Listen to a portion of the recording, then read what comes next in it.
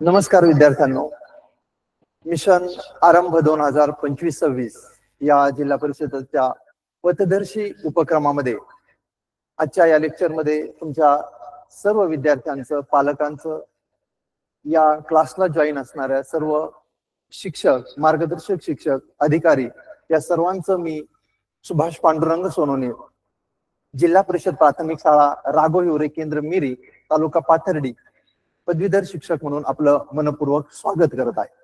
आजचा माझा जो घटक आहे तो पेपर 2 मधील बुद्धिमत्ता या विषयामधील रांगेतील स्थान, कूटप्रश्न या घटकातील उपघटक आहे रांगेतील स्थान, आणि याला पर्सेंटेज आहे 4%. आजच्या या सुंदर अशा लेक्चर मध्ये आपण सर्वप्रथम आपल्या जिल्ह्याचे माननीय शिक्षणाधिकारी भास्कर पाटील साहेब यांनी जिल्हा आपल्या पाथर्डी पंचायत समितीमधील या जो आमचं स्टेज तयार केलेला आहे, आमचा जो स्टुडिओ तयार केलेला आहे, त्या स्टुडिओला भेट दिली आणि तुम्हा सर्व विद्यार्थ्यांना पुढील तुमच्या स्पर्धा परीक्षेसाठी शुभेच्छा दिलेल्या आहेत. मी आदरणीय साहेब आपल्याला ज्या शुभेच्छा देत आहे त्या शुभेच्छा आपल्या पुढे सादर करत आहे.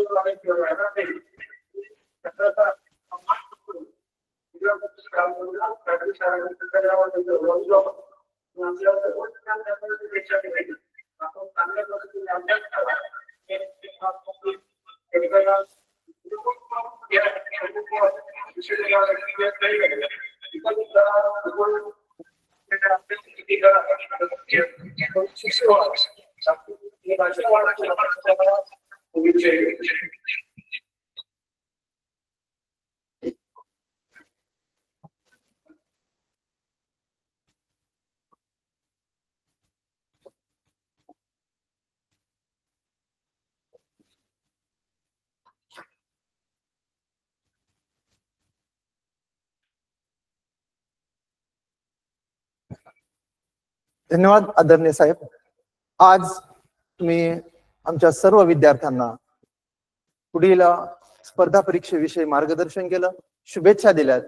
आम्हालाही पाथर्डी तालुक्यातील सर्व शिक्षक व अधिकारी यांनाही कौतुकाची थाप दिली. त्याबद्दल आम्ही सर्व शिक्षक आणि पाथर्डी तालुक्यातील विद्यार्थी, जिल्ह्यातील विद्यार्थ्यांच्या वतीने आपलं मनपूर्वक आभार व्यक्त करतो. आणि माझा पुढील जो आजचा पाठ आहे रांगेतील स्थान व दिशा, या पाठाच्या संदर्भाने आपण पुढे जाऊया.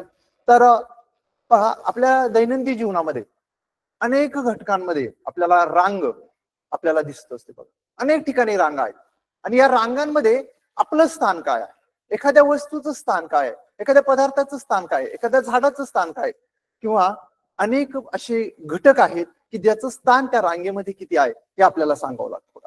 आपण जर इथं पाहिलं तर रांगेतील स्थान हे आपल्याला कुठे आहे, तर आपल्याला ज्यावेळेस सकाळी शाळा सुरू होते सुरुवातीलाच आपल्याला आपले मार्गदर्शक शिक्षक परिपाठाला उभे करतात आणि परिपाठाला उभे केल्यानंतर आपलं स्थान पुढे आहे. कधी कधी काय होतं आपल्याला उंचीनुसार उभं केलं जातं, मग मागचा मुलगा पुढे येतो, ऐक ना, आपल्या आपल्या आपल्या मित्रांमध्ये जो आपली चेष्टा मस्करी होते त्यावेळेस एखादा मुलगा पुढे येतो, आपण त्याला मागे जातो, आपलं स्थान आपण त्यावेळेस फिक्स करत असतो. कवायत चालू आहे, शनिवारी सकाळी प्रत्येक शाळेमध्ये सामुदायिक कवायत होते आणि या कवायतीमध्ये रांगेतील आपलं स्थान काय आहे, आपल्या मित्राचं स्थान काय आहे, एखाद्या रांगा किती आहेत, हे सगळं या आपल्याला घटकामध्ये सुमारे 2 ते 3 प्रश्न या रांगेतील स्थानावर असतात. म्हणजे आपले 6 मार्क आहेत आणि हे 6 मार्क आपल्याला पुढे घेऊन जाणार आहे.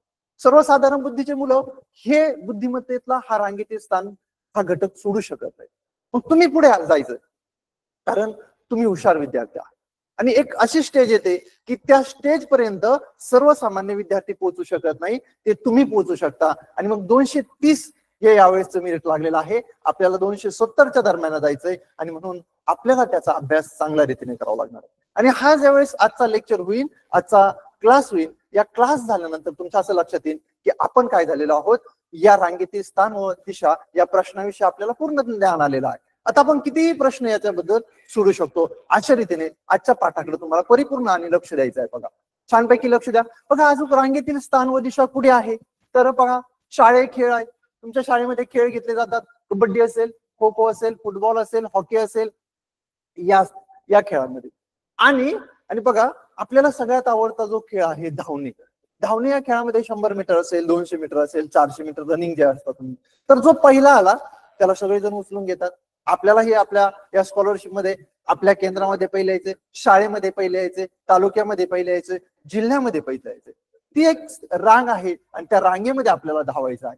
मग ते धावायचं कसं, शारीरिक दृष्ट्या धावायचं का बौद्धिक दृष्ट्या, तर बौद्धिक दृष्ट्या आपल्याला धावून आपल्याला त्या आपलं स्थान निश्चित करायचं आहे. बघा, आणि एक दिशा ठरलेली आहे, एक लेवल ठरलेली आहे, त्याच्यावरती आपल्याला जायचंय, त्याच्यावरती आपल्याला मार्क पाडायचे. बघा, ज्यावेळेस जेवणाची पंगत असते त्या जेवणाच्या पंक्तीमध्ये सुद्धा स्थान असतं, ठीक आहे. आणि मग जो सुरुवातीचा असतो त्याला सगळं साहित्य मिळतं, सगळे पदार्थ मिळतात. माग जशी रेषा जाते, माग जशी माणसं येतात तसे त्यांना साहित्य कमी पडत जातं. बघा, पुढे जे आहे आता सगळ्यात जास्त गर्दी होते आणि गर्दी झाली की त्यावेळेस काय करतात, त्या गर्दीचं मॅनेजमेंट करणारी जी माणसं असतात ती त्या लोकांचे रांग लावतात. बघा, अशी गर्दी कुठे कुठे होते, मंदिरामध्ये गर्दी होते. मंदिरामध्ये एखादा जर उत्सव असेल, सण असेल, मग त्यावेळेस काय होते, गर्दी होते आणि मग रांग तयार करावी लागते. रांग तयार केली की मग ते सगळं नियोजन व्यवस्थित त्या संयोजकाला करता येतं. अजून गर्दी कुठे होते, तर रेशनचं दुकान आहे. रेशन हा शब्द तुम्ही पहिल्यांदाच ऐकलाय, नाही का नाही. मग मी काल माझ्या शाळेमध्ये हा लेक्चर घेतला, त्यांना विचारलं, अरे बाळांनो रेशन म्हणजे काय, निम्म्याच मुलांना सांगता आलं रेशन म्हणजे काय, नाही का नाही. रेशन दुकान असे अनेकांना लक्षात नाही काय हे रेशन दुकान. तर कुपन हा आपल्याकडे शब्द वापरतो. कुपनात गेली होती मम्मी, कुपनात गेली होती आजी, ठीक आहे. कुपनच्या ठिकाणी काय होतं, ज्यावेळेस धान्य येतं त्यावेळेस रांग करावी लागते. बघा, अनेक गर्दी होते तिथं, मग ते साहित्य धान्य घेण्यासाठी रांग करावी लागते. पुढे आहे रांग, पुढे अजून आपल्याला दिसते बस आणि रेल्वे स्थानकावर. बस स्थानकावर अचानक गाडी आली एखादी की अचानक ती गर्दी त्या गाडीमध्ये घुसते. मग त्यावेळेस जर रांग केली तर व्यवस्थितपणे आपल्याला त्या गाडीमध्ये जाता येतं आणि त्या सीट वर आपल्याला बसता येतं, सीट आपल्याला मिळते. बघा, पुढे आहे मंदिर. मंदिरामध्ये आपल्याला रांग करावी लागते. सिनेमागृह अनेक मुलांना माहित नाही काय आहे सिनेमागृह, खेड्यातील मुलांना माहितच नसतं सिनेमागृह हा शब्द आहे. आणि अनेक शब्द असे आहेत की आपण ते आपल्या वाचनातून, दैनंदिन अनुभवातून ते लक्षात आले पाहिजे. कारण परीक्षेला, स्कॉलरशिपला असे अनेक शब्द येतात, जर त्या शब्दांचाच अर्थ आपल्याला कळाला नाही तर उत्तर आपल्याला येणार नाही. म्हणून आपण वाचनाचा अनेक गोष्टी वाचल्या पाहिजे आणि अनुभव घेतले पाहिजे की हे शब्द काय आहे, त्या शब्दाबद्दल विचारलं पाहिजे. नाट्यगृह हा काय आहे. नाट्यगृह तर ज्या ठिकाणी नाटकं होतात, ज्या ठिकाणी नाटकाचं प्रदर्शन होतं त्याला नाट्यगृह म्हणतात. आपल्या पहिल्या लेक्चर मध्ये नागरे सरांनी सांगितलं होतं की समानार्थी शब्द. गृहला समानार्थी शब्द काय आहे सांगा बरं. गृहला समानार्थी शब्द व्हेरी गुड. गृह म्हणजे काय, तर घर, सदन, ठीक आहे ना. आणि मग ज्या मोठ्या भवनामध्ये नाट्य होतं त्याला नाट्यगृह म्हणतात. सैनिक परेड असेल तर सैनिक परेडला काय होतं, तर रांग असते. आणि आज आपल्याला सगळं रांगेवर बोलायचंय, सगळं रांगेवर बघायचं. प्राणी जर चालले तर बघा, मेंढ्या चालल्या एका मागे एक असतात, त्यांची रांग असते, मेंढ्यांची रांग असते, पक्ष्यांची रांग असते. आकाशामध्ये जर तुम्ही बगळे पाहिले तर एक रांग आहे, ठीक आहे ना. बलाकमाला म्हणून एक शब्द आहे, की तुला 7वीला तुम्ही जर पाहिलं तर एक कविता आहे बघा. त्या कवितेमध्ये बालकवींनी बलाकमाला हा शब्द विचारलेला आहे, बगळ्यांची माळा आहे की नाही. माळ म्हणजे रांग आहे. विविध सभा आहेत, विविध सभांमध्ये सुद्धा तुम्हाला रांग दिसतात.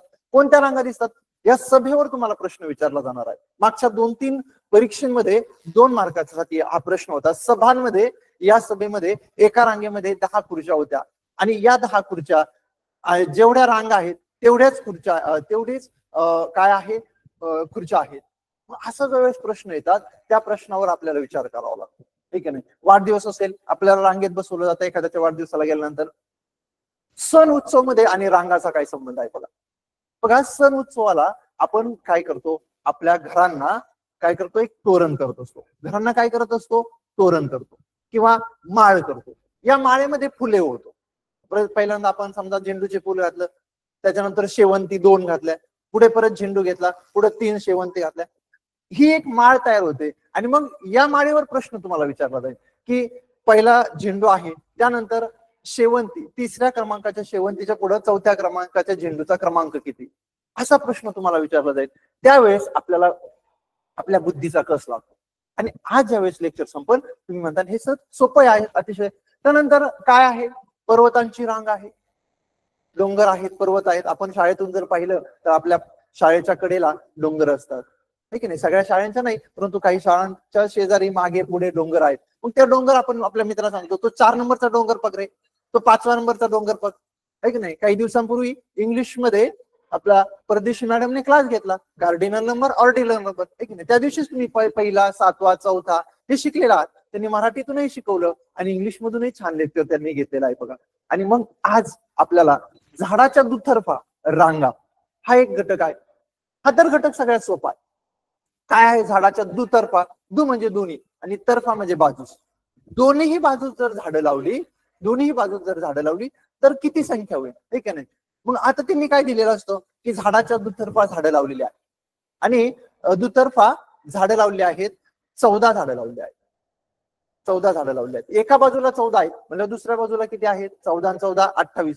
हे आपल्याला सांगता आलं पाहिजे, याच्याकडे आपल्याला लक्ष द्यायचंय. दुतर्फा हा शब्द लक्षात घेतला पाहिजे, ठीक आहे. म्हणजे दोन्ही बाजू, कारण प्रत्येक रस्त्याला 2 बाजू असतात, दोन्ही बाजू आपण लक्षात घेतल्या पाहिजे. तर पुढे पाहूया आपण. हे चित्र पहा, आपल्याला अनेकदा हे चित्र दिसतं. काय आहे बरं या चित्रामध्ये, काय दिसतंय तुम्हाला चित्रामध्ये, तर या चित्रामध्ये धावपटू धावत आहे आणि या धावणाऱ्या धावपट्टू मधून पहिले 3 क्रमांक काढले जाणार आहे. मग पहिला, दुसरा, तिसरा कोणाचा नंबर आहे, तिसरा कोण आहे, खालून 4था कोण आला, वरून 3रा कोण आला, हे नंबर काढले जाणार आहेत. हे नंबर आपल्याला काढायचे आहेत. पुढच्या रांगेमध्ये काय दिसतंय बरं, पुढच्या ही एक रांग आहे. मी काल सहज विद्यार्थ्यांना विचारलं की बाळा, हा जो विना घेतलेला आहे सेवेकरी, या विना घेतलेल्या सेवेकऱ्याचा क्रमांक किती आहे, तो आहे विचारलं. विद्यार्थ्यांनी काहींनी उत्तर दिलं सर 3रा आहे, काय म्हटले सर 5वा आहे. का बरं असं त्यांची उत्तर आली, का एकच उत्तर का नाही आलं, 2 उत्तर का आली, याच्यावर सुद्धा आपल्याला विचार करायचा आजच्या पाठामध्ये. तर ते बघा, का बरं एक जणाचं उत्तर 3 आलं असेल, त्याचं कारण असं आहे की 3 आलं परंतु त्यांनी बाजू सांगितली का. म्हणून आजच्या प्रश्नांमध्ये, काही प्रश्नांमध्ये हा घटक तुम्ही लक्षात घेतला पाहिजे की डावी बाजू, उजवी बाजू. आता नेहमी आपण उभा राहिल्यानंतर आपल्याला जे चित्र दिसते त्याच्यामध्ये डाव्या हाताच्या बाजूला डावी बाजू आणि उजव्या हाताच्या बाजूला उजवी बाजू असं लिहून घ्या. मग उजव्या बाजूकडून जर मोजायला गेलं तर विना हाती घेतलेल्या सेवेकराचा क्रमांक येतो 1, 2, 3, 4 आणि 5वा. डाव्या हाताच्या बाजूने जर मोजायला गेलं तर त्या सेवेकराचा क्रमांक येतो 1, 2 आणि 3.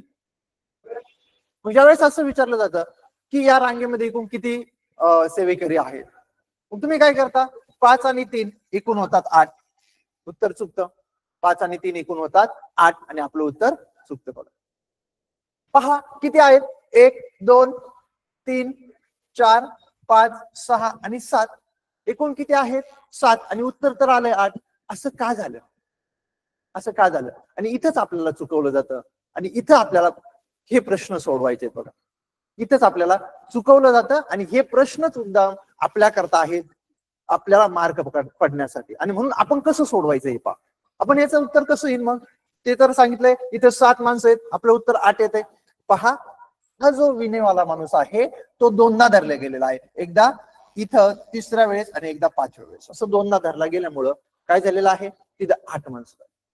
पण तो काय करायचा, एक वजा करायचा, कारण तो दोनदा धरलेला आहे. एकच जण दोनदा धरला असल्यामुळं एक वजा करायचा, 8 मधून 1 गेला, खाली राहिले 7. अशा प्रकारे 7 माणसं या ठिकाणी आहेत.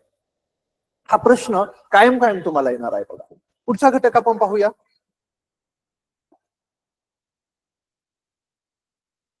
पहा हाही फोटो तुम्ही अनेक वेळा पाहिला असेल. कुडाळचा आहे, तर धान्य घेण्यासाठी लोक आलेले आहेत. आणि बघा हा मास्क करून दिसतंय की कोरोनाचा कालखंड आहे. मग यामध्ये तुम्हाला असं दिसतंय रांग लावलेली आहे, रांग लावलेली आहे. हा रांग पहिला, दुसरा, तिसरा, चौथा, 5वा, 6वा, 7वा अशा पद्धतीने ही रांग लावलेली आहे. पुढे पहा. आता हा प्रश्न अनेक वेळा विचारला गेलेला आहे. हा प्रश्न अनेक वेळा विचारला गेलेला आहे. कसा विचारला गेलेला आहे तुम्हाला सांगतो. या प्रश्नामध्ये तुम्हाला दिसतंय की एक स्टेज, एक हॉल आहे आणि हा हॉलमध्ये काही खुर्च्या मांडलेल्या आहेत. या हॉलमध्ये काही खुर्च्या मांडलेल्या आहेत. मग ह्या खुर्च्यांचा क्रमांक किती आहे, एकूण खुर्च्या किती आहेत, या खुर्च्यावर बसलेल्या एकूण माणसांची पायांची संख्या किती आहे, जर या लोकांनी खुर्च्यावर बसून हात वरती केले तर त्यांची संख्या किती आहे. अशा अनेक प्रकारचे प्रश्न आपल्याला पाहिजे. आणि हे प्रश्न पाहिल्यानंतर लक्षात येईल की हे सोपं आहे, हे एकदम सोपं आहे. समजा पाहिलं आपण या हॉलमध्ये एकूण किती खुर्च्या मांडलेल्या दिसतात तुम्हाला, तर एकूण 5 खुर्च्या सुरुवातीला मांडलेल्या आहेत. 1 2 3 4 आणि 5. 5 खुर्च्या सुरुवातीला मांडलेल्या आहेत. या खुर्च्यांची ही आडवी ओळ आहे. आणि आता उभ्या ओळीमध्ये समजा 10 खुर्च्या आहेत. उभ्या ओळीमध्ये किती खुर्च्या आहेत, 10 खुर्च्या आहेत. ठीक आहे ना, उभी ओळ आहे. ह्या उभ्या ओळीतल्या खुर्च्या आपण पाहूया. त्याला नंबर देऊया समजा 1 2 3 4 5 6 7 8 9 आणि 10. 10 खुर्च्या. मग ह्या ज्या आडव्या ओळीतल्या खुर्च्या आणि उभ्या ओळीतल्या खुर्च्यांचा आपल्याला गुणाकार करायचा, म्हणजे आपल्याला एकूण खुर्च्या एकूण किती होतात, 10 5 50. 50 खुर्च्या आहेत. मग प्रश्न विचारला जाईल की या हॉलमध्ये आडव्या लाईन मध्ये 5 खुर्च्या होत्या आणि उभ्या लाईन मध्ये 10 खुर्च्या होत्या, तर त्या हॉलमध्ये असणाऱ्या सर्व खुर्च्यांच्या पायांची संख्या किती, सर्व खुर्च्यांच्या पायांची संख्या किती, हे त्यांचे पाय समजले आपण. मग या सर्व खुर्च्यांच्या पायांची संख्या किती येईल सांगा, प्रयत्न करा. Very good. प्रत्येक खुर्चीला किती पाय आहेत, 4. 50 गुणिले 4 किती झाले, 50 चौक 200, 5 चौक 20, 1 शून्य दिला 200. आले लक्षात. या पद्धतीने आपल्याला आपले प्रश्न सगळ्या बाजूने फिरवायचे, सगळ्या बाजूने फिरवायचे. समजा ह्याच 50 खुर्च्या आहेत,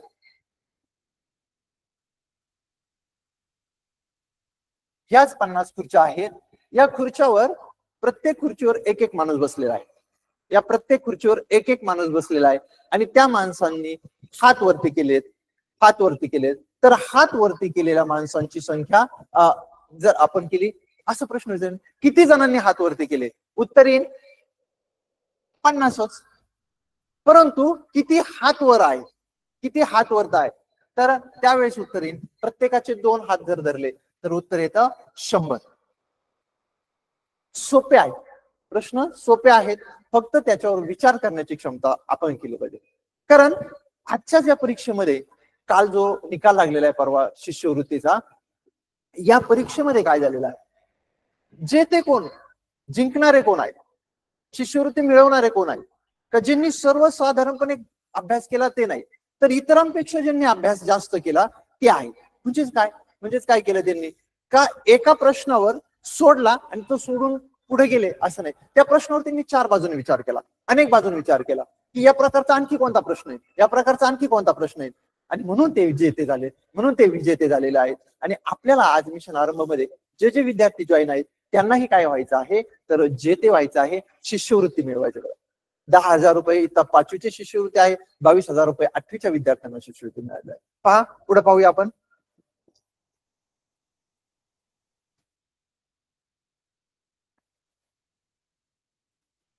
आता काही शब्द प्रयोग येतात बघा, रांगेतील स्थानावर काही शब्द प्रयोग येतात. कोणते शब्द प्रयोग येतात तर डावीकडे उजवीकडे. आपण ज्यावेळेस आपल्या पेपरकडे पाहतो त्यावेळेस आपला हात डावीकडे असतो, डावा हात त्या चित्रामध्ये दाखवणाऱ्या ज्या प्रश्नामध्ये डावीकडे धरायचा, उजवा हात उजवीकडे. त्याचबरोबर एकदम मध्यभागी असणार, मध्यभागी आहे. समजा या ठिकाणी तुम्हाला दाखवतो,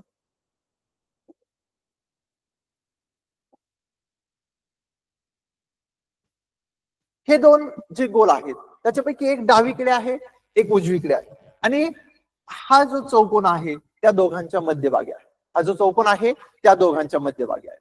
त्यानंतर असं जर सांगितलं की या चौकोनापासून 2 अंतरावर हा शब्द आलेला आहे, 2 अंतरावर, 5 अंतरावर, 7 अंतरावर. 2 अंतरावर म्हणजे काय, हा झाला पहिला अंतर, हा झालं दुसरं अंतर. पण 2 अंतरावर डावीकडे का उजवीकडे ही आपल्या लक्षात आलं पाहिजे की आपण कोणत्या बाजूला लिहिलेलं आहे, उजवीकडे. आता 2 अंतरावर किंवा 3 अंतरावर डावीकडे, मग 1, 2 आणि 3 अंतरावर डावीकडे. अशा पद्धतीने या संख्या. त्यानंतर डोकी.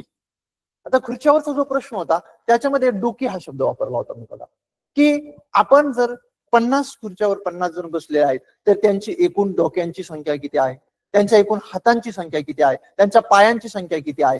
किंवा कधी कधी असं विचारलं जातं की जोड्या, ठीक आहे ना, 7 मुलांच्या जोड्या, 7 मुलांच्या जोड्या एका रांगेत चाललेल्या होत्या, त्यांच्यामध्ये 2 मुलांच्या जोड्या येऊन मिळाल्या, 2 मुलांच्या जोड्या येऊन मिळाल्या, तर एकूण विद्यार्थी किती झाले. आता जोडी म्हणजे 2 जणांची असते, जोडी म्हणजे 2 जणांची असते, आहे की नाही. आपण पूर्वीच्या काही लोक म्हणायचे जोडा आणलाय का, म्हणजे पायातली चप्पल आणली, त्याची जोडी. तर ही जोडी 2 जणांची असते. 7 जोड्या म्हणजे याच्यामध्ये असतील 14 विद्यार्थी, 7 दोन्ही याच्यामध्ये असतील 4 विद्यार्थी, 14 आणि 4 18 विद्यार्थी एकत्र चाललेले आहेत बघा, अशा पद्धतीने. त्यानंतर मागे पुढे, त्यानंतर आणखी एक संकल्पना आहे मागे पुढे.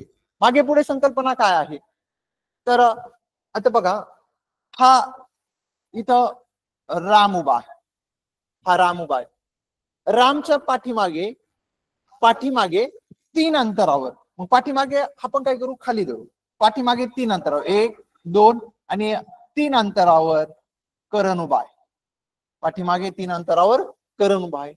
पुढे 2 अंतरावर, 1, 2 अंतरावर समीर उभा आहे, समीर उभा आहे. तर करण आणि समीर यांच्यामध्ये किती विद्यार्थी आहेत, किती विद्यार्थी, अशा प्रकारचा प्रश्न तुम्हाला विचारला जाईल. हे सुद्धा आपण लक्षात घेतलं पाहिजे. त्यानंतर वरच्या बाजूला खालच्या बाजूला, वरच्या बाजूला खालच्या बाजूला हाही प्रश्न येईल तुम्हाला.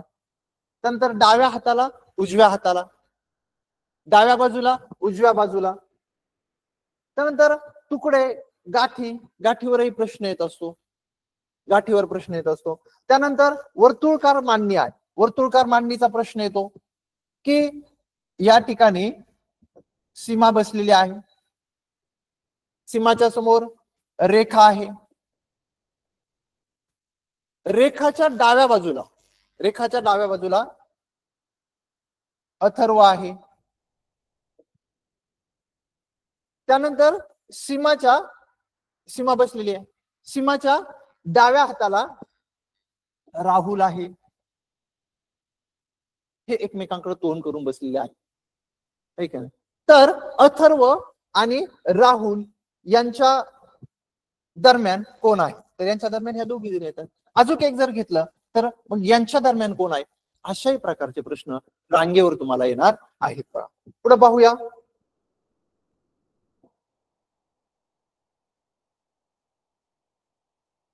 काही ट्रिक्स याच्यामध्ये आहेत. 2 ट्रिक्स जर तुम्ही रांगेतील प्रश्नावर लक्षात घेतल्या तर तुम्हाला हे रांगेतील प्रश्न अतिशय सोपे जातील. पहिला एक ट्रिक आहे, एक घाव दोन तुकडे. एक घाव दोन तुकडे. पहा, तुम्ही जर पाहिलं, एक दोरी आहे आपल्याकडं आणि ह्या दोरीचा आपण तुकडा करायचा. एक दोरीवर आपण एक घाव टाकला, या दोरीला आपण कापलं. घाव टाकणे म्हणजे कापणे, ठीक आहे ना, समानार्थी शब्द आहे. घाव टाकणे म्हणजे कापणे. ह्या दोरीला या ठिकाणी आपण कापलं. एकदा कापलं, त्या दोरीचे किती तुकडे झाले? 2 तुकडे झाले. मग मी असंच काल प्रश्न विद्यार्थ्यांना विचारला, मुलांना मी काय केलं, माझ्याकडं दोरी होती, मी ही दोरी तिच्यावर एक घाव टाकला, तिचे 2 तुकडे झाले.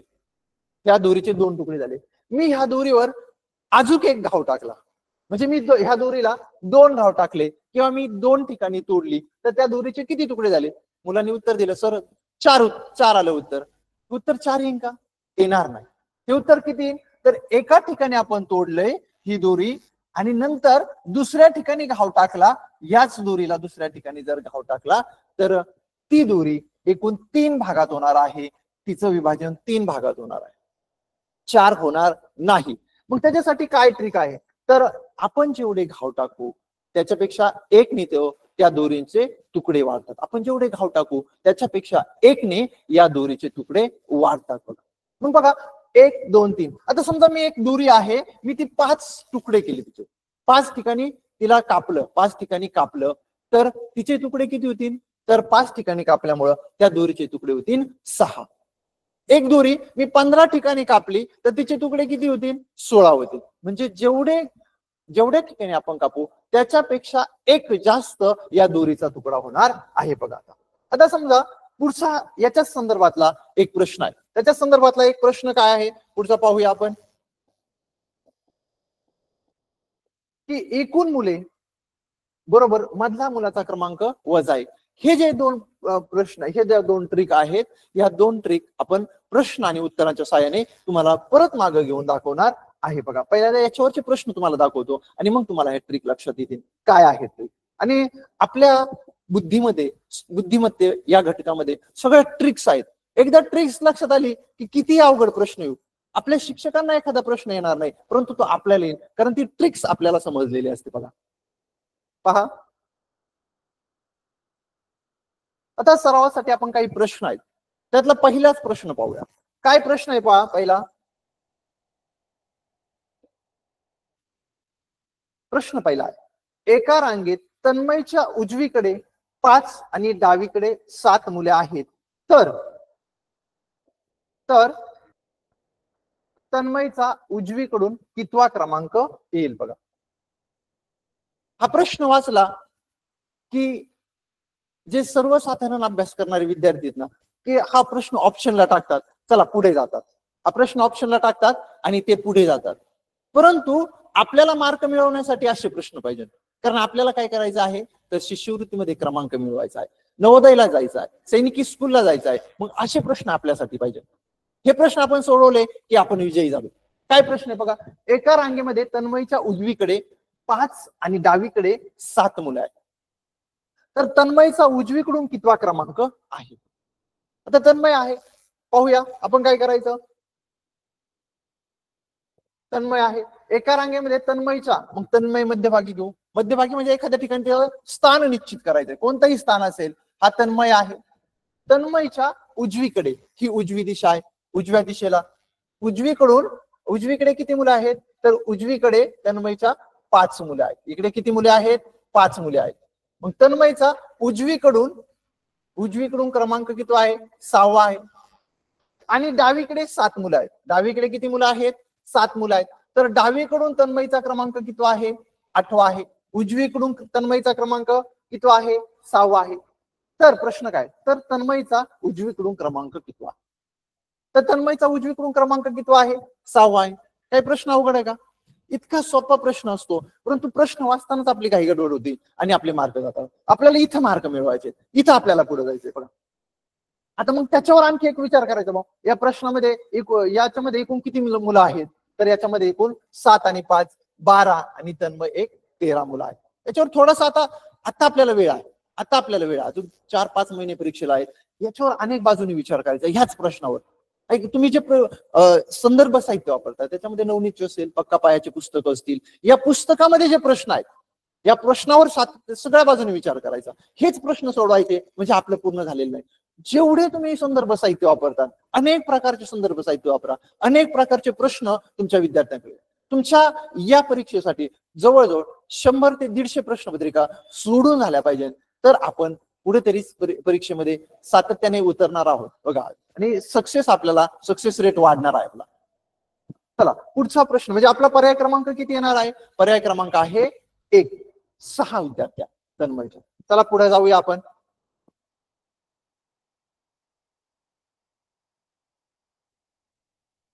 सोपा प्रश्न आहे, प्रश्न वाचा सगळ्यांनी. वाचला? ओके.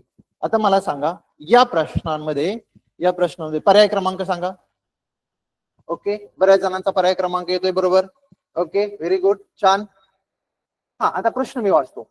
एका दोरीचे 9 सारखे तुकडे करायचे असल्यास तिला किती ठिकाणी कापावे लागेल? आताच मी तुम्हाला समजून सांगितलेलं आहे. दोरी आणि तिचे काप किंवा लाकूड आणि त्याचे काप, तर एक दोरी आहे. पाहूया आपण. एका दोरीचे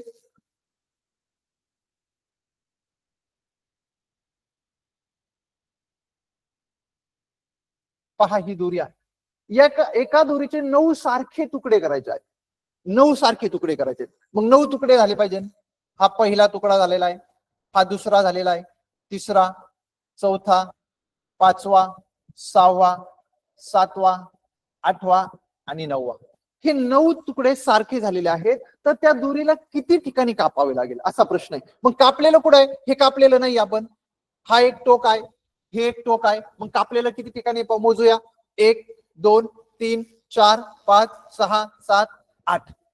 8 ठिकाणी कापल्यानंतर त्या दोरीचे किती तुकडे झाले? 9 तुकडे झालेले आहेत. म्हणजे आपला पर्याय क्रमांक 1 उत्तर आलेला 8. हे आपलं उत्तर बरोबर आहे. आता याच्या संदर्भातही मी पर्यायाच्या संदर्भात तुम्हाला एक छोटस ट्रिक सांगतो. बऱ्याचदा आपलं उत्तर काय होतं माहितीये का? एखाद्या वेळेस आपलं उत्तर 3 येतं आणि त्याचा पर्याय क्रमांक असतो 4. 4चं 3 हे उत्तर असतं. आपण काय करतो? उत्तर 3 आलं, डायरेक्ट पर्याय क्रमांक 3 लाच गोल करतो परीक्षेमध्ये. ही घाई करायची नाही. हा आपला हक्काचे 2 मार्क सोडवायचे नाहीत. अनेकदा बऱ्याचशा मुलांचं असं झालेलं आहे की 2-3 प्रश्न यात काळ व्यवस्थित त्या परीक्षेमध्ये न केल्या गेल्यामुळं हे आपले मार्क गेलेले आहेत बघा. हा दुसरा प्रश्न आपण पाहिलेला आहे. आता पुढच्या प्रश्नावर आपण जायचंय. पाहूया तिसरा प्रश्न काय आहे. तर तिसरा प्रश्न आहे, 200 मीटर लांबीच्या दोरीचे 20 मीटरचा एक तुकडा केल्यास असे एकूण किती तुकडे होतील? दोरीची लांबी किती आहे? पहा, दोरीची लांबी किती आहे? 200 मीटर. दोरीची लांबी आहे 200 मीटर. प्रत्येक दोरीचा जे तुकडा आहे त्याची लांबी आहे 20 मीटर. प्रत्येक तुकड्याची लांबी किती आहे? 20 मीटर. मग किती तुकडे करावे लागेल? असे किती तुकडे होतील? तर 20 मीटरचे 200 मीटर होण्यासाठी किती तुकडे होतील? आता 200 मीटर दोन्ही परिमाण एकच आहे, ठीक आहे. आमच्या राठोड सरांनी तुम्हाला हे परिमाण शिकवलं. Milli centi deci metre deca hecto kilometre, milli centi deci gram deca hecto kilogram, milli centi deci litre deca hecto kilolitre. हे लक्षात घ्या, हे पाठच करावं लागणार आहे तुम्हाला. सेंटीमीटर, मीटर आणि त्याचं रूपांतर सरांनी अतिशय छान रीतीने शिकवलं होतं, की नाही. त्यांनी एक ट्रिक दिली होती, मसडची काहीतरी ट्रिक दिली होती, की नाही. पाठ आहे ना तुमच्या सगळ्यांची? एक ट्रिक पाठ करा आणि हेही पाठ करा की milli centi deci metre, milli centi deci litre. ह्या ट्रिकही आपण पाठ करा. म्हणजे काय होतं, हे सोप्या पद्धतीने रूपांतर इकडून तिकडे तिकडून इकडे करायला आपल्याला सोपं जातं. एक आपल्याच वर्ग शिक्षकांकडून ही ट्रिक परत एकदा करून घ्या, परत त्याच्यावर अभ्यास करा, म्हणजे आपल्याला मार्क जास्तीत जास्त मिळतील बघा. आता याच्यामध्ये 20 मीटर लांबीच्या दोरीचे तुकडे आहेत.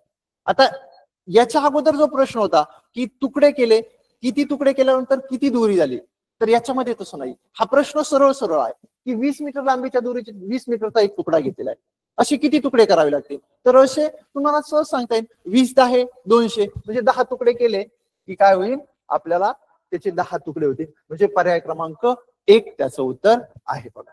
चला पुढचा प्रश्न पाहूया. प्रश्न क्रमांक 4 पहा, सुंदर प्रश्न आहे अतिशय. या प्रश्नामध्ये मी तुम्हाला म्हटलं होतं की एक तुम्हाला वर ट्रिक दिली होती, त्या ट्रिकला किंवा एका सूत्राला, त्या सूत्राचा वापर करून इथं प्रश्न तयार केलेला आहे. आणि मग त्या सूत्राचा वापर कसा करायचा आपण पाहूया. तर एका हारामध्ये एकूण 55 फुलं आहेत. हार आहे. हार कधी बनवला जातो, तर हार गाडीला बनवला जातो, हार एखाद्या कार्यक्रमाच्या प्रसंगी बनवला जातो. या हारामध्ये काय होतं, वेगवेगळ्या प्रकारच्या फुलं असतात. परंतु हा जो हार आहे की या हारामध्ये एक गुलाबाचं फुल आहे आणि ते मध्यभागी आहे. ते गुलाबाचं फुल काय आहे, मध्यभागी आहे. तर त्या गुलाबाच्या फुलाचा सुरुवातीपासूनचा क्रमांक किती. आता बघा, आता सुरुवातीपासूनचा विचारलाय, शेवटपासून जरी विचारला असता तर ते मध्यभागी, दोन्हीकडून त्याचा क्रमांक कसा असणार आहे, सारखा आहे. अजून काय विचारलं असतं की त्याचा डावीकडून क्रमांक किती आहे त्या फुलाचा, उजवीकडून क्रमांक किती आहे, माळ जर उभी असते तर वरून कितवा क्रमांक आहे, खालून कितवा क्रमांक आहे. ह्या 3 प्रकारे हा प्रश्न विचारता आला असता की डावीकडून कितवा आहे, उजवीकडून कितवा आहे, सुरुवातीपासून कितवा आहे, शेवट कितवा आहे, वरून कितवा आहे, खालून कितवा आहे, आरंभापासून कितवा आहे, शेवटपासून कितवा आहे.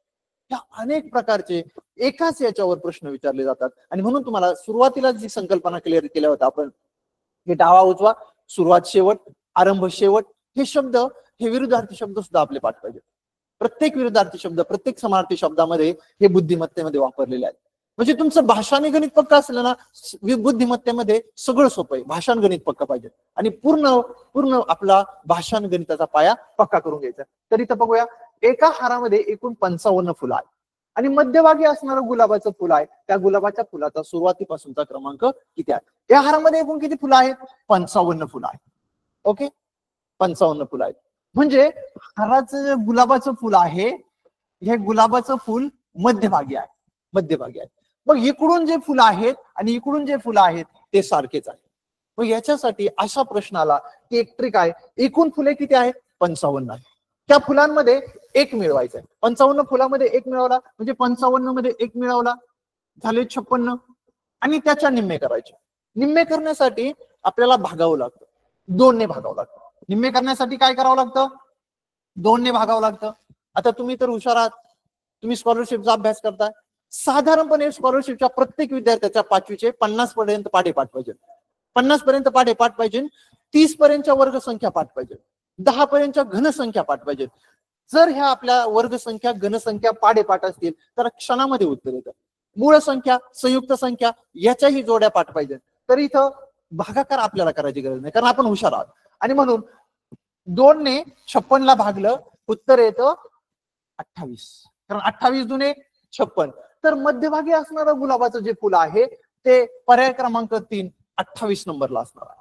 मग याचं सोल्युशन मी आणि दुसऱ्या प्रकारे करून दाखवतो. पहा, तुम्ही हे आलं, परंतु ते कसं आलं ही तुम्हाला मी सांगणार आहे. हा 28 नंबरला गुलाबाचं फुल आहे, म्हणजे याच्या उजवीकडे 27 फुलं असणार आहे, डावीकडे 27 फुलं असणार आहे आणि 27 आणि 27 होतात 54. गुलाबाचं फुल मध्यभागी आहे, 54 मध्ये एक मिळवला, उत्तर आलं 55. सोपं आहे. फक्त हे सूत्र आपल्याला एकदा डोक्यात बसलं पाहिजे. एकूण फुलांमध्ये एक फुल मिळवलं आणि त्याला 2 ने भागलं की आपलं उत्तर येतंय. पहा, पुढचं जाऊया. 5वा प्रश्न आहे, प्रश्न वाचा, नंतर मी तुम्हाला समजून सांगतो. सर्व विद्यार्थ्यांनी 2 मिनिटं प्रश्न वाचण्यासाठी तुम्हाला वेळ देतो. वाचा प्रश्न.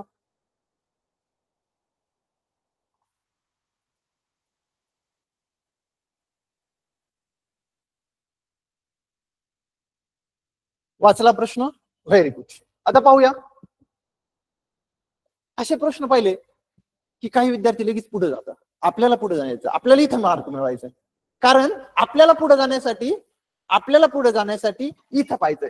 एका रांगेमध्ये पहिला क्रमांक रामचा आहे, ही रांग आहे. आपल्याला प्रत्येक वेळेस काय करायचं, काही फिगर काढायचं. बघा, आपल्या प्रश्नपत्रिकेच्या मागच्या बाजूला कोरं साहित्य दिलं असतं, कोरं काम म्हणून दिलं असतं. तिथं प्रत्येक वेळेस फिगर काढायचा प्रयत्न करायचा, कारण मनाने जर कधी केलं तर कधी कधी आपल्या चुकण्याची शक्यता असते. फिगरवर लक्ष द्यायचं. तर हा जो रांग आहे, एका रांगेमध्ये पहिला क्रमांक आहे रामचा. पहिला क्रमांक कोणाचा आहे, रामचा आहे. आणि 11वा क्रमांक श्यामचा आहे. 11 नंबरला श्याम आहे, पहिल्या नंबरला राम आहे. श्याम जर रांगेच्या मध्यभागी असेल तर रांगेमध्ये किती मुलं आहेत. श्याम मध्यभागी आहे. 11व्या नंबरचा श्याम कुठे आहे, मध्यभागी आहे. मग हा जर श्याम मध्यभागी असेल तर रांगेमध्ये एकूण किती मुलं आहेत? सोपं आहे. इथं तुम्हाला फसवलेलं आहे. काय मुलं काय उत्तर देतील? 11 2 22 आणि हा राम एक धरला 23. रामचा आपल्याला जे सेंटेन्स दिले, जे वाक्य दिले एका रांगेमध्ये पहिला क्रमांक रामचा, या वाक्याला काहीच महत्व नाही. या प्रश्नामध्ये रामच्या या वाक्याला काहीच प्रश्न नाही. आपल्याला महत्वाचं काय तर 11व्या क्रमांक श्यामचा आहे. किती आहे? 11वा क्रमांक श्यामचा आहे आणि श्याम मध्यभागी आहे. श्याम काय आहे? मध्यभागी आहे. मग मला सांगा, श्याम जर मध्यभागी असेल तर श्यामच्या उजवीकडे किती मुलं आहेत? श्यामच्या उजवीकडे 10 मुलं आहेत. श्यामच्या डावीकडे किती मुलं आहेत? श्यामच्या डावीकडे 10 मुलं आहेत. मग 10 10 20 आणि श्याम 21 मुले होतात.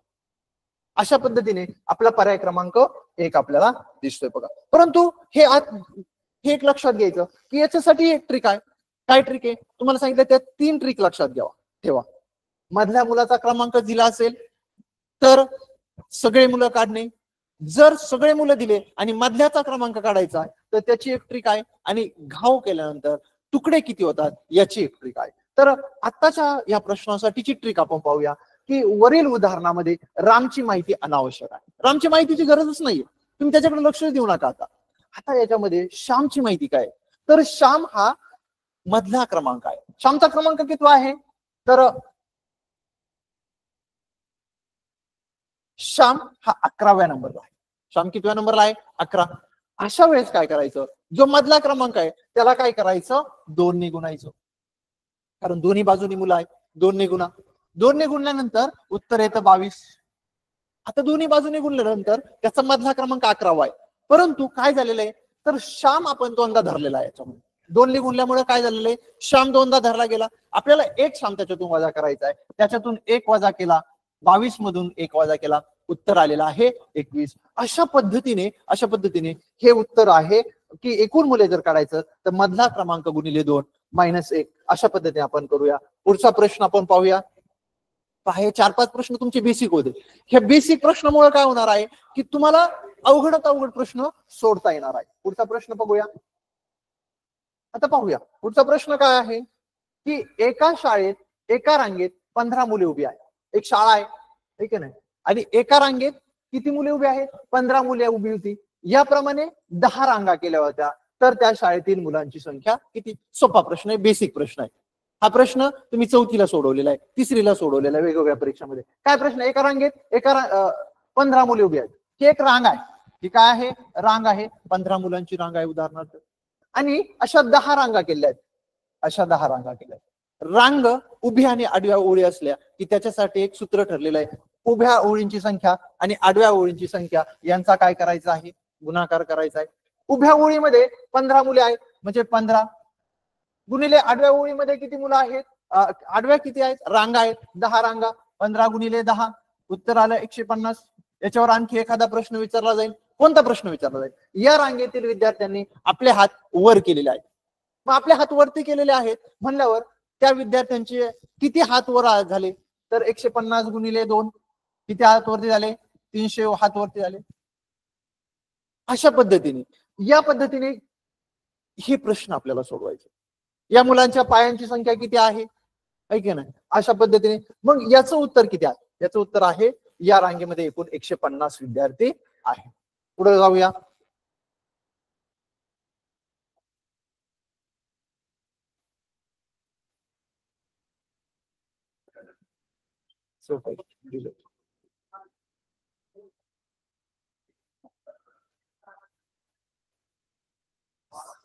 व्हॉट्सअप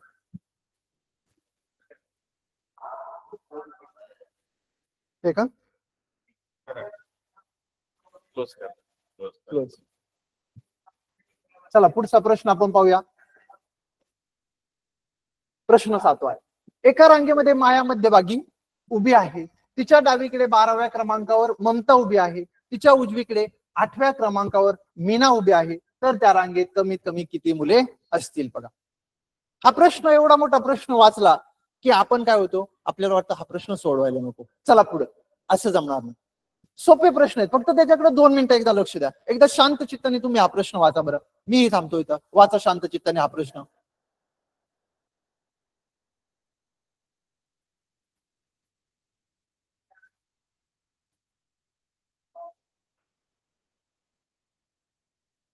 वाचला? आता बघा, शेवट आपण प्रश्नाचा पाहू. काय आहे तर त्या रांगेत कमीत कमी किती मुले असतील. आता एक रांग आहे आणि तिच्यामध्ये कमीत कमी किती मुलं असतील. आता ह्याच्यामध्ये थोडीशी बुद्धी चालवावी लागणार आहे. काय घ्यायचं काय सोडायचं याच्याकडे नीट लक्ष द्या. एका रांगेमध्ये माया मध्यभागी उभी आहे. आता बघा, ही रांग आहे, या रांगेमध्ये माया मध्यभागी उभी आहे. ओके, माया मध्यभागी उभी आहे. तिच्या डावीकडे 12व्या क्रमांकावर ममता आहे. तिच्या रांगेकडे मग 12व्या क्रमांकावर, 12वा क्रमांक कधी इथे असेल, इथं ममता लिहू. ती 12व्या क्रमांकावर, ती कदाचित शेवटही असू शकेल किंवा मागे सुद्धा असू शकेल, परंतु आपण 12वा क्रमांक इथं ममताचा फिक्स केलेला आहे. त्यानंतर तिच्या उजवीकडे 8व्या क्रमांकावर मीना उभी आहे. 8व्या क्रमांकावर मीना उभी आहे. तर त्या रांगेमध्ये कमीत कमी किती मुले असतील. आता बघा, आता बऱ्याच जणांनी हा प्रश्न मी त्या दिवशी काही मुलांना दिला, आमच्या 7वीच्या मुलांना दिला. 7वीच्या मुलांनी काय केलं, 12 8 20, 20 आणि 1 21, उत्तर सर 21. बऱ्याच जणांचं उत्तर 21 आलं. हे उत्तर त्यांनी ट्रिक म्हणून दिलं, एक पर्याय म्हणून दिला 21. आणि अनेक मुलं काय करतात, लगेच त्यांची बेरीज करतात, उत्तर 21. चूक. काय आहे याच्यामध्ये नीट लक्ष द्या. आता शेवट महत्वाचा आहे प्रश्नाचा. तर त्या रांगेत कमीत कमी किती मुली असतील, कमीत कमी मुली. मग एक लक्षात घ्यायचं की माया जर मध्यभागी असेल तर मायाच्या डावीकडे किती मुलं आहेत, 12 आहेत. डाव्या क्रमांकाला किती आहेत, ममता 12 आहेत. म्हणजे हे 12 असतील आणि ती मध्यभागी असल्यामुळे इकडे सुद्धा किती असू शकतात, 12 असणारच आहे. इकडे 12 असणारच आहे कारण ती मध्यभागी आहे. इकडे 12 आणि इकडे 12, 12 दुने किती होतात, 24. आणि ममता एक नंबर एक धरला, 24 1 25. कमीत कमी 25 मुलं असणार आहे. त्याच्यापेक्षा तर जास्त असूच शकतात पण कमी नसणार आहे, 25 पेक्षा कमी नसणार आहेत. म्हणून पर्याय क्रमांक 4 हे याचं उत्तर आहे. पुढचा प्रश्न पाहूया. याच्यासाठी एक ट्रिक दिलेली. काय, माया मध्यभागी उभी असल्याने तिच्या डावीकडे जेवढी मुले आहेत तेवढीच उजवीकडे असली पाहिजे. डावीकडे 12 होती, उजवीकडे 12च असली पाहिजे, तेव्हा रांगेतील कमीत कमी आपल्याला मुले निघणार आहेत. बघा पुढचा प्रश्न पाहूया. काय आहे पुढचा प्रश्न. एक हार बनवण्यासाठी एका दोऱ्यात 10 तांबडी फुले ओवलेली आहेत. या फुलांच्या मागे चौपट पिवळ्या रंगाची फुले आहेत. तर मध्यभागी असणाऱ्या फुलांचा क्रमांक किती. बुद्धिमत्तेचा प्रश्न आहे, विचार करायला लावणारा प्रश्न आहे. तर आता लक्षात घ्या, जर निमपट करायचे असेल तर 2 ने भागावं लागतं. निमपट करायचे असेल तर 2 ने भागावं लागतं. दुप्पट करायचे असेल तर 2 ने गुणावं लागतं. दुप्पट तिप्पट चौपट 5 पट अशी जर करायचे असेल तर त्याला गुणाकार करावा लागतो. त्याला काय करावा लागतो, गुणाकार करावा लागतो. आता इथं काय, चौपट आहे. चौपट आहे म्हणजे काय करावं लागणार आहे, 4 ने गुणावं लागणार आहे. चौपट आहे म्हणजे कितीने गुणावं लागणार आहे, 4 ने गुणावं लागणार आहे. एक हार बनवण्यासाठी एका दोऱ्यात 11 तांबडी फुलं आहेत. तांबडी फुलांची संख्या किती आहे, 11 आहे तांबडी फुलं. त्याच्यामध्ये त्या फुलांच्या मागे चौपट पिवळ्या रंगाची फुलं आहेत. चौपट म्हणजे 11 चौक 44. पिवळ्या रंगाची फुले किती आहेत, 44 आहेत. पिवळ्या रंगाची फुले 44 आहेत. तांबडी फुले 11 आहेत. तर मध्यभागी असलेल्या फुलांचा क्रमांक कितवा. मग हा जो आकार आहे याच्यामध्ये काय झालेलं आहे, हे जे 11 फुलं आहेत ते लाल रंगाचे आहेत, तांबड्या रंगाचे आहेत. हे जे 44 फुलं आहेत ते पिवळ्या रंगाचे आहेत. मग एकूण फुलं त्या हारामध्ये किती झाली, एकूण फुलं त्या हारामध्ये किती झाली, तर त्या हारामध्ये 44 अधिक 11 बरोबर होतात 55 फुलं. 55 फुलं. आणि जर 55 एकूण फुलं आहेत तर त्याची मी ट्रिक सांगितली होती तुम्हाला. काय ट्रिक सांगितली होती की एकूण जी फुलं आलेली आहेत, एकूण फुलांमध्ये एक मिळवा. एकूण फुलामध्ये एक मिळवला किती झाले, 56 झाले. आणि त्याला 2 ने भागा, किती होतंय, 56 2 ने भागलं किती उत्तर येतंय, 56 भागिले 2 उत्तर येतंय 28.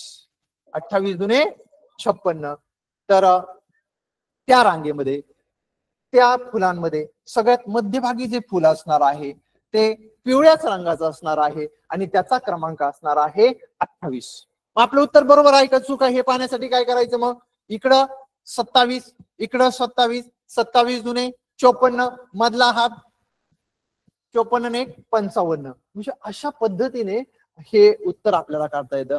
ट्रिक परत एकदा वापरली आपण, कोणती तर मध्यभाग जर आपल्याला काढायचा असेल तर त्याच्यासाठी काय करावं लागतं, जेवढी फुलं दिलेली आहेत की जेवढी संख्या दिलेली आहे त्याच्यामध्ये 1 मिळवायचा आणि 1 मिळून त्याला 2 ने भागायचं, आपली आवश्यक ती संख्या येते बघा.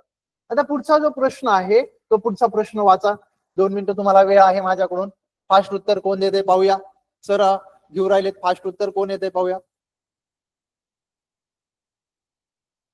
हजेरी पत्रकात परेशचा क्रमांक 8वा आणि राजेशचा क्रमांक शेवटून 16वा आहे.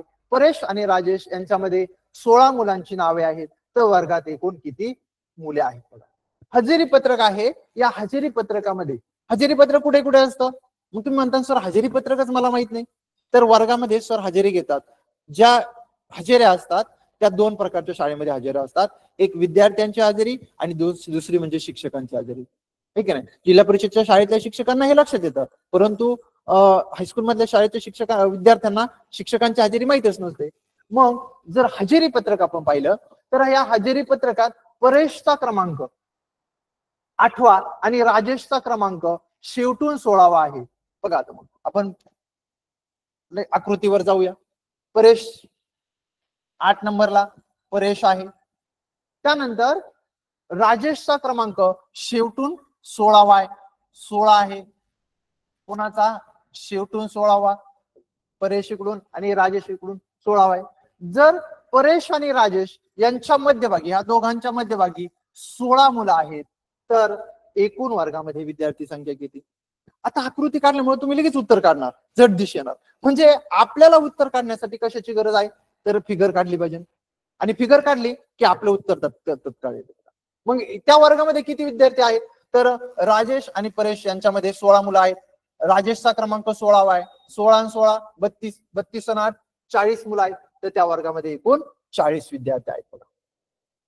त्याच्यासाठी अजून एक सरांनी अजून एक ट्रिक वापरलेली आहे बघा. पण पहा, तर एकूण मुलं जर काढायचे म्हटले तर परेशच्या मागे किती आहेत, 7 मुले आहेत. परेश एक 8वा, मध्यभागी 16, राजेश एक, राजेशच्या डावीकडे 15, एकूण विद्यार्थी होतात 40. पुढचा प्रश्न पाहूया.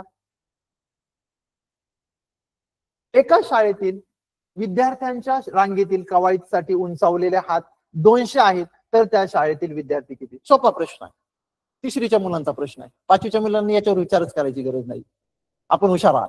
काय आहे प्रश्न पाहूया. तर प्रश्न असा आहे की एका शाळेतील विद्यार्थ्यांच्या रांगेतील कवायतीसाठी, रांगेची कवायत आहे नाही की नाही. आज आपल्या शाळेमध्ये शनिवार आहे, कवायत होणार आहे. कवायतीसाठी उंचावलेले हात म्हणजे दोन्ही हात उंचावलेले आहेत. किती आहेत उंचावलेले हात 200, तर त्या विद्यार्थ्यांची संख्या किती आहे. सोपा आहे, 200 हात वरती झाले म्हणजे 200 ला 2 ने भागा, किती 100, म्हणजे त्या विद्यार्थ्यांची संख्या येणार आहे 100. त्या विद्यार्थ्यांची संख्या काय येणार आहे 100. सोपा प्रश्न आहे. याच्यासारखे प्रश्न तर आपण किती काय मार्क मिळवू शकतो आहे का नाही. असे प्रश्न आले पाहिजे फक्त, आहे का. पुढचा प्रश्न 11वा पहा. 11वा प्रश्न काय आहे. दोन्ही बाजूकडून श्यामचा क्रमांक 12 असल्यास त्या रांगेमध्ये एकूण मुले किती आहेत.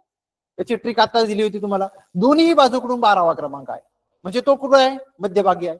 कोण मध्यभागी आहे तर श्याम मध्यभागी आहे. आणि याच्यासाठी छोटी ट्रिक तुम्हाला दिली होती.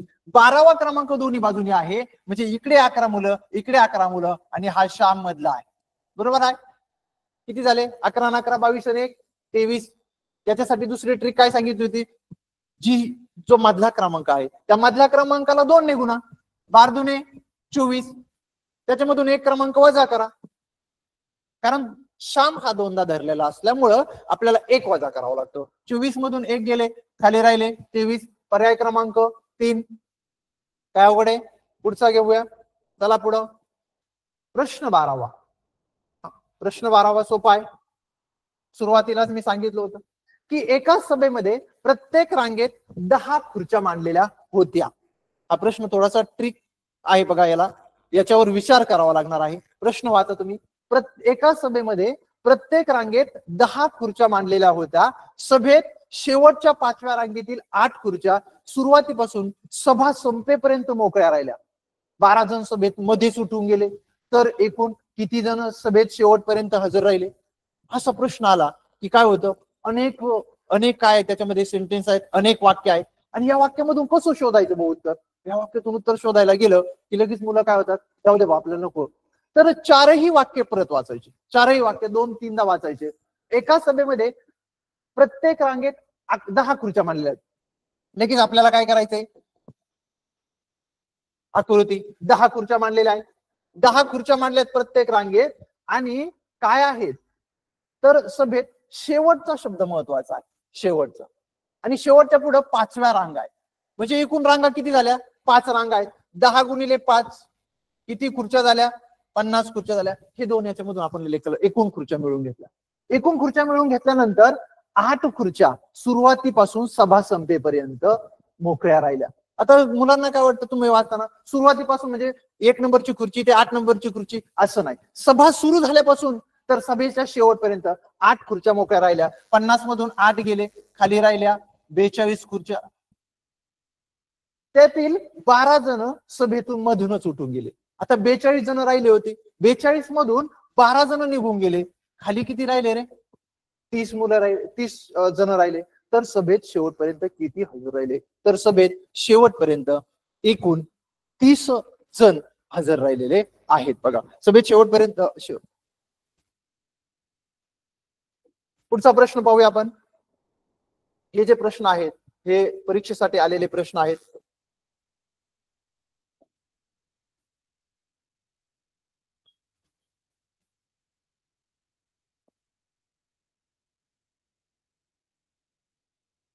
आता याच्या अगोदरच मी तुम्हाला सांगितलं होतं की प्रत्येक विद्यार्थ्याचं पाढे, वर्गसंख्या, घनसंख्या, सम, विषम, मूळ या संख्या पाठ पाहिजे. त्याच्यावर प्रश्न आहे, कवायतीसाठी जेवढ्या रांगा आहेत तेवढीच मुले प्रत्येक रांगेत आहेत. जर प्रत्येक रांगेत 13 मुले असतील तर मैदानावरील सर्व मुलांच्या पायांची संख्या किती? कधी हातांची संख्या विचारतात, कधी डोळ्यांची संख्या विचारतात. तर कवायतीसाठी जेवढ्या रांगा आहेत तेवढीच मुले प्रत्येक रांगेत आहेत. यावेळेस नेहमी वर्गसंख्येची उदाहरणं असतात. आणि मग जर प्रत्येक रांगेत 13 मुले, 13चा वर्ग किती होतो? 13चा वर्ग सांगा बरं. 13चा वर्ग 169. 13 गुणले 13 या पद्धतीने लिहायचं. 13 गुणले 13 169. 13 मुले असतील तर मैदानावरील सर्व मुलांच्या पायांची संख्या किती? आता प्रत्येकाचे 2 पाय, 169 गुणिले 2, काढा उत्तर. 9 दुने 18, 6 दुने 12 ने 13, एकूण पायाची संख्या येते 338. हे उत्तर सुद्धा आपल्याला काय करता आलं पाहिजे? तोंडी करता आलं पाहिजे. काही उत्तर आपल्याला इथं वेळ घालवायचंच नाही, आपल्याला उत्तर झट दिशी आलं पाहिजे. कसं आलं पाहिजे? जवळची दशक संख्या घ्यायची. 170, 17 दुने 34, 340, 340 मधून 2 गेले 338. या पद्धतीने झट दिशी उत्तर आलं पाहिजे. आलं लक्षात? तर पुढचा प्रश्न आपण घेऊया.